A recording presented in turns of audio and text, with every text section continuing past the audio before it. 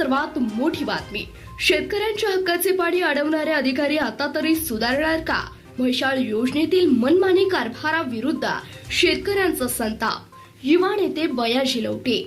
म्हैसाळ उपसा सिंचन योजनेच्या अनागोदी कारभारामुळे परिसरातील शेतकरी मोठ्या संकटात सापडला आहे.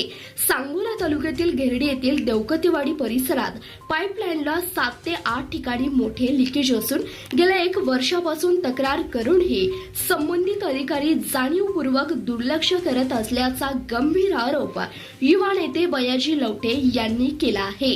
अधिकाऱ्यांच्या या मनमानी कारभारामुळे शेतकऱ्यांच्या हक्काचे पाणी त्यांच्यापर्यंत पोहोचत नाहीये. युवा नेते बयाजी लवटे यांनी दिलेल्या माहितीनुसार या भागातील पाईपलाईनचे काम अत्यंत निकृष्ट दर्जाचे झाले आहे.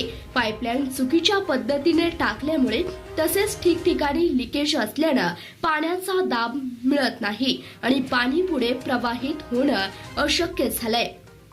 या तांत्रिक दोषामुळे आणि अधिकाऱ्यांचा ठिम्म धोरणामुळे परिसरातील शेतीचे मोठे नुकसान झाले आहे.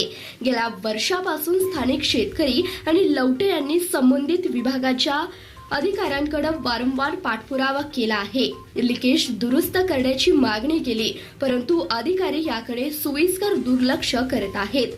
अधिकारी जाणीवपूर्वक शेतकऱ्यांना त्रास देत आहेत असा आरोप लवटे यांनी केलाय. कामाच्या दर्जाकडे लक्ष न देता आणि दुरुस्तीच्या मागणीला केराची टोपली दाखवल्यामुळे शेतकऱ्यांमध्ये संतापाची लाट उसळू लागली आहे. आपल्या हक्काचे पाणी मिळावे त्यासाठी आता युवा नेते बयाजी लवटे यांनी आक्रमक भूमिका घेतली आहे.